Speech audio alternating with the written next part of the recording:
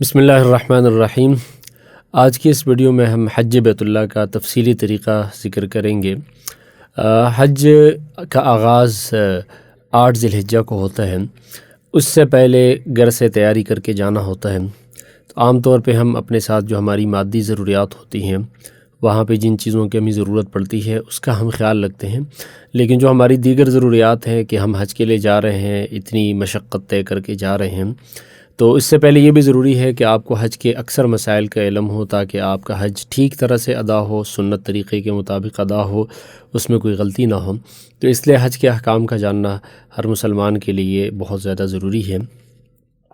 8 ذی الحجہ سے حج کا آغاز ہوتا ہے، اور یہ جو پہلا دن ہے اس کو یوم الترویہ کہا جاتا ہے۔ ترویہ کا مطلب ہے کہ اونٹوں کو سیراب کرنا۔ اس دن چونکہ حاجی آگے کے کافی دنوں کے لیے چونکہ بہت زیادہ مشقت کے ایام ہوتے تھے، تو وہ اونٹوں کو سیراب کرتے تھے، اس لیے اس کو یوم الترویہ کہا جاتا ہے۔ اس دن حج کا احرام باندھا جاتا ہے۔ حج کے اقسام میں نے ذکر کیا تھا کہ حج کی 3 قسمیں ہیں۔ ایک حج افراد ہے جو آدمی صرف حج کے لیے جاتا ہے، ایک حج قران ہے جو آدمی حج اور عمرہ دونوں کو ایک ہی احرام میں جمع کرتا ہے۔ یہ دونوں ظاہر سی بات ہے کہ پہلے سے ہی احرام باندھ کے آئے ہوں گے۔ حج افراد والا میقات سے گزر کر اس نے احرام باندھا ہوگا، اور حج قران والے نے پہلے سے احرام باندھنا ہوگا اور عمرہ بھی ادا کیا ہوگا۔ تو آج اس نے حج کے افعال شروع کر دینے ہیں، اور جس کا حج تمتع کا ارادہ ہو، عام طور پہ یہاں کے حاجی حج تمتع ہی کرتے ہیں، انہوں نے عمرہ ادا کیا ہوتا ہے۔ عمرہ کی ادائیگی کے بعد وہ حج کا آغاز کرتے ہیں 8 ذی الحجہ سے۔ تو 8 ذی الحجہ میں سب سے پہلا کام جو ہے وہ احرام باندھنا ہے۔ احرام باندھنے کی جو آداب ہیں، تفصیلات ہیں، اس کا ایک اور ویڈیو میں ذکر کیا گیا تھا کہ اس سے پہلے آدمی کو ظاہری صفائی کا خیال رکھنا چاہیے، ناخن اور غیر ضروری بال جسم سے صاف کرنے چاہیے۔ اس کے بعد غسل کا اہتمام کرنا چاہیے، اور 2 سفید چادریں جو سلی بھی نہ ہوں وہ احرام کے چادروں کے طور پہ اس کا وہ پہننی چاہیے۔ اور اس کے بعد پھر انہی سفید چادروں میں 2 رکعت نفل جو احرام سے پہلے پڑھے جاتے ہیں وہ پڑھنا سنت ہے۔ بہتر ہے کہ آپ اگر مسجد حرام آ سکتے ہیں اور وہاں پہ 2 رکعت نفل پڑھ سکتے ہیں تو ٹھیک ہے، ورنہ اپنے ہوٹل سے، اپنے گھر سے احرام باندھ سکتے ہیں اور وہاں پر ہی 2 رکعت پڑھے جا سکتے ہیں۔ 2 رکعت پڑھ لینے کے بعد آپ پھر حج کا ارادہ کرتے ہیں۔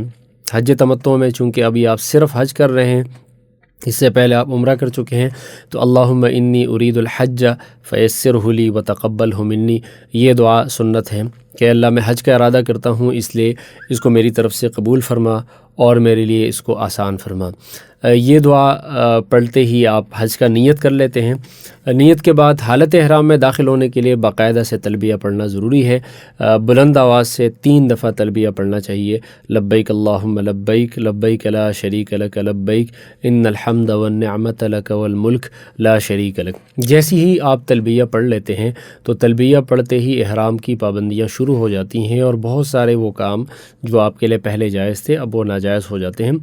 احرام تلبیہ پڑھنے سے پہلے آپ چونکہ پابندی میں نہیں ہوتے تو آپ خوشبو والا صابن بھی استعمال کر سکتے ہیں، خوشبو بھی لگا سکتے ہیں، لیکن تلبیہ پڑھنے کے بعد یہ ساری چیزیں ناجائز ہو جاتی ہیں۔ عورتوں کے لیے احرام کا کوئی خاص لباس نہیں ہے، وہ اپنے انہی کپڑوں کو احرام کے لیے استعمال کر سکتی ہیں، اور صرف یہ ہے کہ ان کا چہرہ کھلا رہنا ضروری ہے۔ اس کے لیے ایسا اہتمام کرنا چاہیے کہ چہرہ کھلا بھی ہو اور بے پردگی بھی نہ ہو۔ اس کے بعد پھر آپ نے منا جانا ہوتا ہے چونکہ پہلا دن ہے، لیکن اس سے پہلے ایک اور اہم چیز ذہن میں رہے، اس کو آپ طواف زیارت کے بعد بھی اس کا تذکرہ آئے گا، تو یہاں پر اس کو ہم سمجھنے کی کوشش کریں کہ جس طرح عمرے میں سعی ہوتی ہے اسی طرح حج میں بھی سعی ہوتی ہے۔ حج کی جو سعی ہے وہ آپ چونکہ طواف کے بعد ہی سعی ہو سکتی ہے، طواف سے پہلے سعی نہیں ہو سکتی، اس لیے آپ کے پاس 2 اختیار ہوتے ہیں۔ پہلا اختیار یہ ہے کہ آپ 10 ذی الحجہ کو طواف زیارت کے بعد سعی کر لیں، لیکن 10 ذی الحجہ کو بہت زیادہ مصروفیت کا دن ہوتا ہے، تھکاوٹ بھی بہت زیادہ ہوتی ہے، تو طواف زیارت کے بعد بہت زیادہ رش میں طواف کرنے کے بعد سعی کرنا کبھی مشکل ہو جاتی ہے، تو حاجی کے پاس یہ بھی اختیار ہے کہ وہ آج ہی سعی کر لے۔ لیکن اگر وہ آج سعی کرے گا تو متمتع کے لیے، یعنی جو تمتع کرتا ہے اس کے لیے تو طواف قدوم نہیں ہے، جو پہلا طواف ہے حج کا وہ تو اس کے لیے نہیں ہے۔ تو وہ اگر سعی کرنا چاہتا ہے، سعی چونکہ طواف کے بغیر نہیں ہو سکتی، اس لیے آج وہ ایک نفل طواف کر لے گا اور اس میں وہ استباع بھی کرے گا، یعنی یہ والا کندھا خالی بھی رکھے گا، پہلے 3 چکروں میں رمل بھی کرے گا، اس کے بعد وہ حج کی واجب سعی کر لے۔ اگر وہ یہ کر لیتا ہے تو پھر 10 ذی الحجہ کو طواف زیارت کے بعد اسے سعی نہیں کرنی ہوگی۔ اسی طرح حج افراد والا چونکہ طواف قدوم کرتا ہے، حج قران والا بھی طواف قدوم کرتا ہے، تو چونکہ وہ تو ویسے بھی طواف کرتے ہیں تو اس کے بعد سعی کر سکتے ہیں، بلکہ فقہائے کرام کی تصریح کے مطابق حج قران والے کے لیے افضل یہی ہے کہ وہ آج ہی طواف کر لینے کے بعد سعی کر لے۔ تمتع والوں کے لیے دونوں اختیار ہیں، 10 ذی الحجہ کو طواف زیارت کے بعد کرنا افضل ہے، لیکن اگر اس دن کے رش سے اور تھکاوٹ سے بچنے کے لیے آج ہی اگر آپ طواف کر کے نفلی طواف کر کے سعی کرنا چاہتے ہیں تو اس کا بھی آپ کے پاس اختیار ہے، اور شریعت کے اس آسانی سے آپ فائدہ اٹھا سکتے ہیں تاکہ 10 ذی الحجہ کو آپ یہ ایک اہم عمل مکمل کر چکے ہوں۔ اس کے بعد آپ ایسے وقت میں جائیں گے منا کہ آپ ظہر کی نماز منا میں ادا کر لیں، اس لیے کہ اب کے بعد 5 نمازیں منا میں ادا کرنا مسنون ہے۔ 8 ذی الحجہ کو ظہر کی نماز، عصر کی نماز، مغرب کی نماز، عشاء کی نماز، اور اگلے دن یعنی 9 ذی الحجہ کو فجر کی نماز، یہ 5 نمازیں منا کے اندر ادا کرنا مسنون ہیں۔ اس لیے ظہر سے پہلے آپ منا پہنچیں گے اور باقی یہ چاروں نمازیں آج کی اور کل والی نماز منا کے اندر ادا کریں گے۔ یہاں پر ایک اور اہم مسئلہ جو منا میں قصر اور اقامت کا مسئلہ ہے، اس کا سمجھنا ضروری ہے کہ اگر منا کے اندر آپ یعنی 4 رکعت پڑھیں گے یا 2 رکعت پڑھیں گے، اگر امام مقیم ہے پھر تو آپ ظاہر سی بات ہے 4 رکعت پڑھیں گے، لیکن اگر آپ الگ نماز پڑھنا چاہتے ہیں یا امام مسافر ہے تو اس کے لیے ضروری ہے کہ آپ کو پتہ ہو کہ آپ مقیم ہیں یا مسافر ہیں۔ تو اگر آپ بہت پہلے مکہ مکرمہ آئے تھے اور مکہ کے اندر آپ کے 15 دن مکمل ہو گئے تھے تو اس کا مطلب یہ ہے کہ آپ مقیم ہیں۔ پھر چونکہ منا، عرفات، مزدلفہ یہ منا سے مکہ مکرمہ سے بہت قریب پڑتے ہیں، قصر کی مسافت نہیں ہے، تو اگر آپ 8 ذی الحجہ سے پہلے 15 دن مکمل کر چکے ہوں تو آپ مقیم ہیں، پھر آپ پوری نماز پڑھیں گے۔ لیکن اگر آپ اس سے پہلے 2-3 دن پہلے آئے ہیں یا آپ کے 15 دن مکمل نہیں ہوتے، منا کے دن ملا کے مکمل ہوتے ہوں یا نہ ہوتے ہوں، اس سے فرق نہیں پڑتا، اس لیے کہ مکہ مکرمہ الگ جگہ ہے، منا، مزدلفہ، عرفات الگ ہے۔ تو اس سے پہلے اگر آپ کے 15 دن مکمل نہ ہوئے ہوں تو اس کا مطلب ہے کہ آپ مسافر ہیں، پھر آپ منا میں قصر نماز پڑھیں گے۔ اگر آپ اس سے پہلے 13 دن رہ چکے ہیں اور منا کے اور عرفات کے 2 دن ملا کے آپ مقیم بن جاتے ہیں، پھر بھی آپ مقیم نہیں بنیں گے، اس لیے کہ یہ سارے علاقے الگ الگ شمار کیے جاتے ہیں۔ تو اگر آپ منا کے لیے نکلنے سے پہلے مقیم تھے تو منا، عرفات، مزدلفہ میں پوری نماز پڑھیں گے، ورنہ تو آپ قصر کی نماز ادا کریں گے۔